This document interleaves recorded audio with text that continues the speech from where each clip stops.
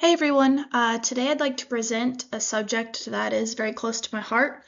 Um, it's where I've had the privilege of living for the past 4 years on and off. It's the beautiful island of Okinawa and the Ryukyuan people. I was thrilled to see this piece in our books, Volume F, page 424. It is Memoirs of a Declining Ryukyuan Woman by Fusako Kushi. Uh, And yeah, so let's dive into that. Basically, this piece was controversial because, basically, Fusako said what everybody was thinking without saying it. Book banning, cancel culture, they all seem like they're new things. They've been around for forever. So basically, the idea is that Fusako called out a powerful system publicly and using the Ryukyuan woman as her voice. As a Ryukyuan woman, this was an incredible feat, mainly because there are very, very few authors that come from Okinawa as a whole, even less so that are female. Her beautiful story ended up causing a huge debacle in mainland Japan, and basically they ended her career over it. So, short summary: when the reader first meets the Ryukyuan woman, we realize that she's afraid that her mother has passed away. She's been away in mainland teaching, and she comes back to visit and is afraid to ask about her mom. Her friend basically tells her mother has, and I quote, unflagging endurance. This is reflective of the Ryukyu kingdom as a whole. We'll get into that a little bit. This story reveals that many Ryukyans hide their identity. They pass as Japanese to escape being seen as second-class citizens. The narrator reflects on her uncle who abandoned his homeland and family. He contributed a little financially, however, that was about it. Severe poverty led to the Ryukyuan woman that we're focusing on.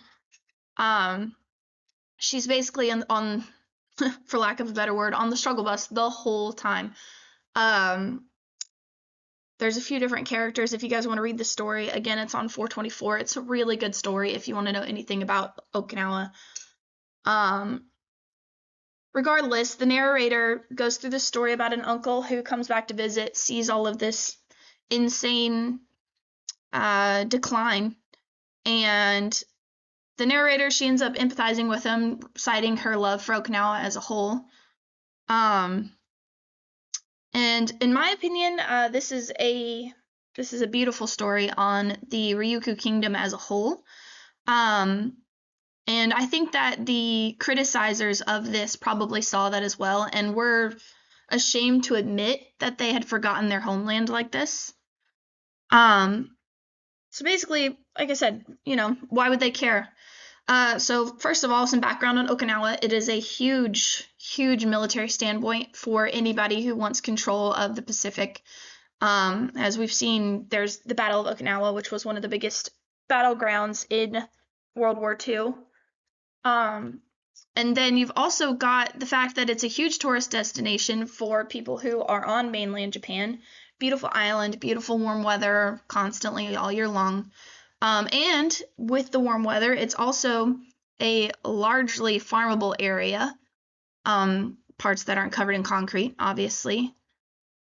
So with all that information, you can see that the story of the declining Ryukyu woman reflects the fate of the Ryukyu kingdom itself. You can see an independent young woman who ultimately was abandoned when she was no longer useful. She fell into poverty. Kushi uses this imagery to symbolize the decline of the Ryukyuan people, while the uncle represents those who had neglected her. The critics claim that this portrayal devalued Okinawa and could harm the marriage prospects available to them on mainland. However, Kushi argues that Okinawan men should embrace their heritage and direct their frustrations at the capitalist in themselves, who discriminate against Okinawans, rather than silencing the voice of an uneducated woman, which is what she considered herself. This critique highlights how fragile masculinity has suppressed voices like Kushi's, mirroring the historical oppression of Japanese mainlanders.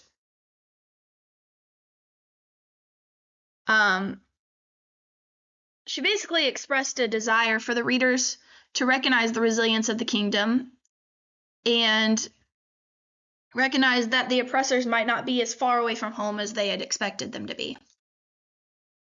This was a huge thing to point out, and to post in mainland Japan.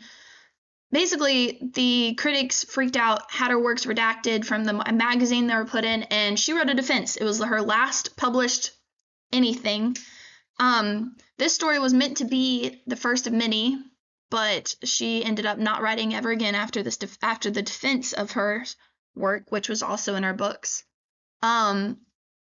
Basically, she says, instead of helping us, you've cut us off at the knees, which is really true, judging just strictly by her career.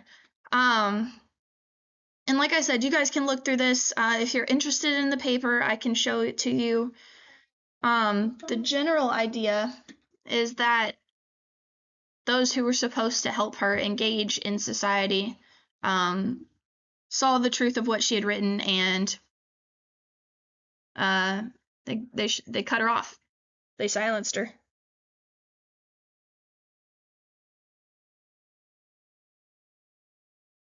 So this is the works cited page. You guys can, again, look at all of these. They're really interesting pieces. My favorite was the, where is it at? What is it called? Yes, Japan and Okinawa structures and subjectivity. That was a huge help in this article. I've learned so much, and it's actually been really interesting for me. So if you guys are interested in that, again, I can send you my paper. You can look up some of these sources. And I had a lot of fun writing this, so I hope you guys had some fun listening about it. Thank you for your time.